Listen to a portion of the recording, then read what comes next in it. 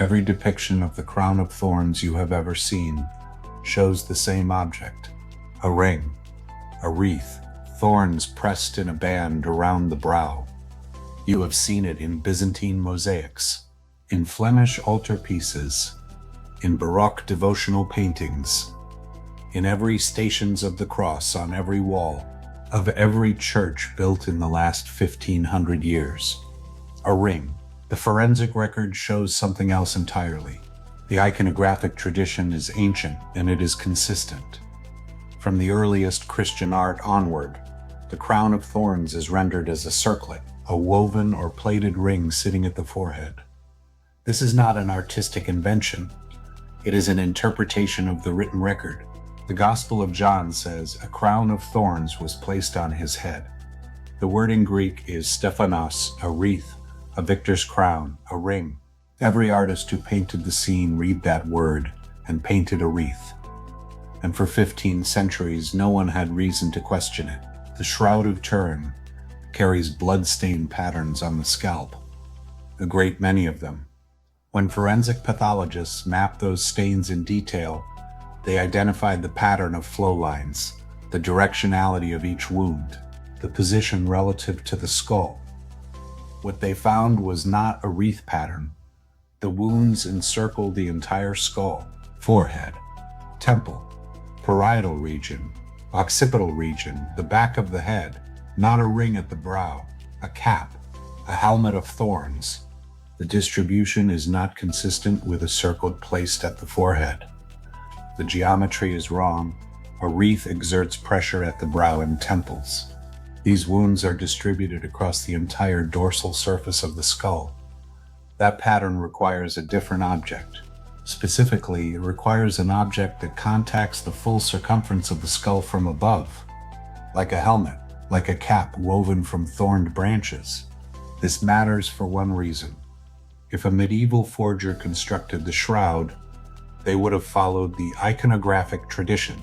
They would have pressed a wreath into the linen, because that is what every Christian artist in the medieval world believed the crown looked like. That is what every devotional object, every manuscript illustration, every altarpiece shows. No medieval forger would have known to place wounds across the entire scalp, because no medieval artist ever painted it that way.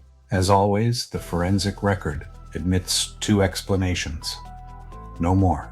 Explanation A: a medieval forger working in 14th century France possessed anatomical knowledge of scalp wound distribution that no medical literature of that era records, had access to a helmet-form crown that no artistic tradition depicts, and chose to deviate from every established iconographic convention for no reason that anyone has been able to identify, while getting every other detail exactly right. Explanation B: the wound distribution is accurate because it records something that actually happened. The medieval explanation requires a forger who knew things no one in the medieval world knew.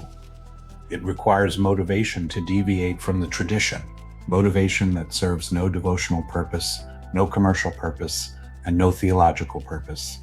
The object being depicted, a helmet of thorns pressed onto a skull, is not in the devotional vocabulary of any Christian culture that could have produced this cloth.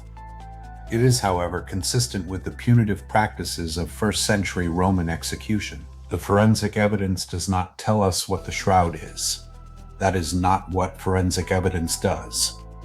What it tells us is this: if this cloth was forged, the forger knew things that the forger could not have known, things that no artist, no physician, no theologian of the medieval period is recorded to have known. The wound map on the scalp is one entry in a long chain of evidence. Each link in that chain asks the same question: what does the forgery theory actually require you to believe? Evidence log 05 examines the bloodstains themselves, not their distribution, their chemistry. In 1978, a team of forensic serologists ran a battery of tests. What they found set off a dispute that has not been resolved in 40 years. The question is not whether the stains are blood. The question is what happened after it was deposited. The evidence log is open. The full record is at searchannakeller.substack.com. The search continues. Pay attention to what does not fit.